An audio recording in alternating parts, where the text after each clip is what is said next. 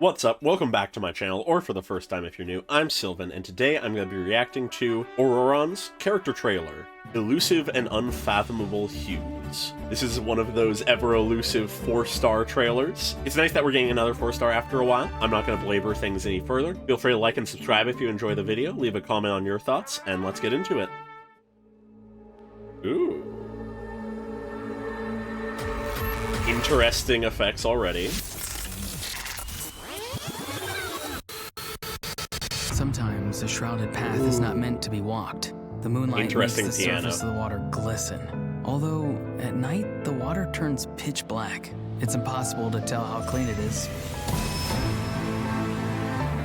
This is not the music I expected.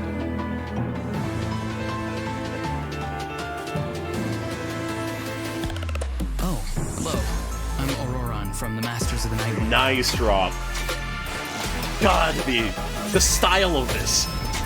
Oh, the lighting is so good. Look up.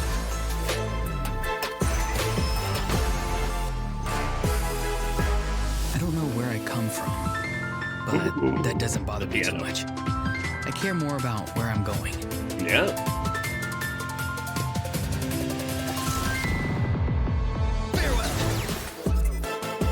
Ooh.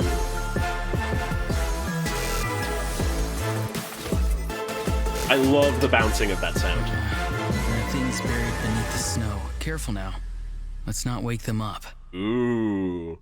That's cool. I like that. Okay, so it's fairly straightforward, fairly simple, like I expected from a 4-star trailer. Something that was going through my mind the entire time while watching this was that early Genshin could never do something this quality for a 4-star character. The level of quality we have for a 4-star character trailer now is so much drastically higher than even the 5-star trailers on average were like early on. I just really enjoy acknowledging how far things have come. But to go through it more properly, I like how we start in this very ambiguous, blurry visual that we can just barely make out his silhouette of him pulling his bow. As the sound just comes in, things become more clear, and then we have all these weird, trippy, kaleidoscopy effects moving in on themselves. And then we come to him, everything a bit gritty in the texture of it. We can see it really in the patterns here, that it's all just like a little noisy in the coloring. Things glitch, we can hear it in the background. It flickers through a few visuals of him before he opens his eyes. We see a strip of visual of his eyes in the background zoomed in, and then it moves into the rest of the trailer as the piano comes in. And Ororon speaks, saying, "Sometimes a shrouded path is not meant to be walked. The moonlight makes the surface of the water glisten," implying that though a path may exist, it is not always meant to be followed. It may not lead somewhere that you wish it to lead. Sometimes there is a path in front of someone that is not the one meant for them. But then he continues as we have these silhouetted images of birds flying by. Although, at night, the water turns pitch black. It's impossible to tell how clean it is. And as he says this, we have a panning shot around him as he's pulled his bow back, ready to fire a charge shot. And what this speaks to me, the words he's saying, is this idea that the moonlight may illuminate the surface of the water, but at night, the water is also pitch black, and it's impossible to tell how clean it is. The surface may shimmer, but what is within that is unclear, is unknowable. It is a vast abyss that cannot be pierced without delving into it yourself. In that same vein, it is not possible to know if the water you're diving into is clean, is safe, or if it harbors unknown threats, unknown dangers. Both this and the first line speak to this idea that though a certain path may seem tempting, or a certain way might call out to you, that does not mean it is safe or right for you. Though you might feel like it is a good idea to go down that path to dive into the water, there is no way to know where it will lead you, if it will lead you where you want to be. And that makes me immediately think of Ororon's overall character arc so far, of how he's been desperate to find this meaning in his life through sacrifice. whether it be self-sacrifice or collective sacrifice. And it makes me think that in these lines, consciously or not, he is acknowledging the fact that this destiny that he has desperately reached out for himself as being this person who can save Natlan at the cost of himself is one that might not be what he truly wants. It might not give him in the end what he believes it will. He feels incomplete and thinks that achieving this goal, fulfilling his destiny as he sees it, will solve that, will make him fulfilled. But perhaps now he is beginning to recognize that may not be the case. And then we have the builds, as we have just all these trippy shots of him and his arrow and all the kaleidoscope imagery, pull up into a shot of him in the Night Kingdom, passing by strange colors and void silhouettes of people. And then we have the drop with his art as he introduces himself. Oh, hello, I'm Ororon from the Masters of the Nightwind. I love his art as he's just sort of casually reached out as this ball of energy is beneath his hand. A similar ball of energy is in his name here. I love how stylized this is. But then we get just a little gameplay of him, but hyper stylized. The lighting here is incredible. As I actually would like to call out that visually, this part of the Night Kingdom gives off the vibe of what he was talking about earlier, of this glistening water that is impossible to see into, is pitch black underneath the surface. Whether or not that's meant to be a connective point between what he was saying and visually what that looks like, that is what speaks to me there. And alongside that, I find it an interesting choice that the enemies he's fighting in this trailer are that of abyss manifestations of other tribespeople, of actual people rather than monsters, as it speaks to me the same idea as what he was talking about of the path forward being deceptive. They may have the silhouette of friends and allies, but in reality, they are the dark, unknowable threat beneath the waves, the abyss. I love some of the musical things going on here.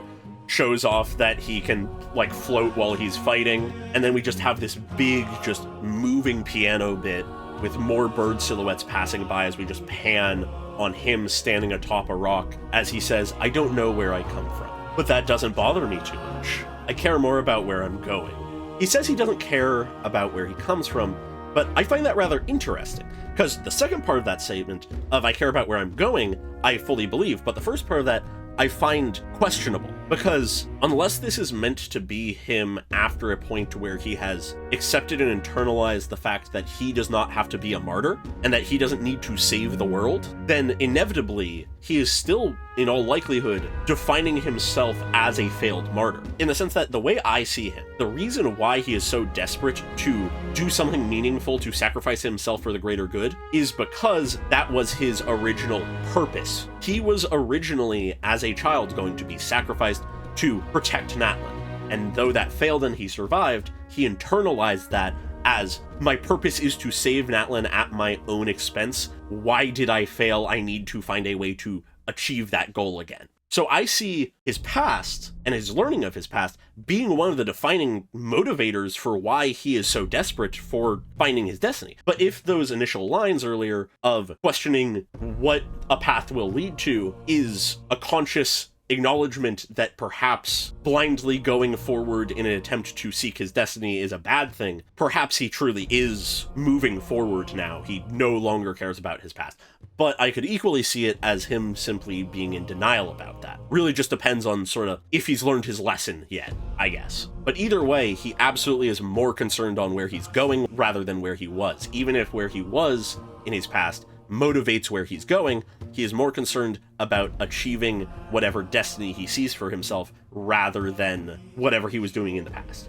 The music builds again, we get like this black hole image, the music drops in again, shows off this orb of power just as chaotic imagery of him and flipping visuals goes around. Seems to pull up his hood as he says, there are things buried beneath the snow. Careful now, let's not wake them up. Which is just a really solid line to end this on, as if this is meant to be after the storyline so far. He firsthand knows, whether it's the Abyss or the Lost Souls of Conria, or anything else really, digging into places that you're not meant to be is dangerous. He almost was overcome by that when he unintentionally drudged up the soul of a Conrian. He barely survived that encounter only by realizing that he wants to live.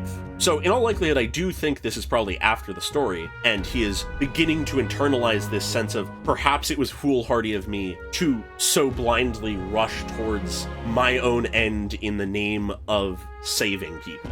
And perhaps in searching for a way to achieve my believed destiny, I unearthed things I should not have. And now he is understanding that, unless necessary, you should let sleeping dogs lie, not unearth ancient things that are not meant to be unearthed. I think that's the angle that this is going for. I think that's my best interpretation of it currently, which I like. I think that's a cool angle for his character. We'll be able to see as soon as the story comes out if that is really what's going on here with him, or if I'm just off on that, but I feel like it makes sense for a direction of his character to continue into. So with that though, I think I've covered it pretty much entirely, so I'll leave it there. I enjoyed this quite a bit. I'm really excited for Chasca's demo to come out in the next day or two, and I'm really excited for the new version, even if it is just an interlude chapter, because we'll probably get more Capitano stuff and probably more Ororon stuff and just a lot of cool lore.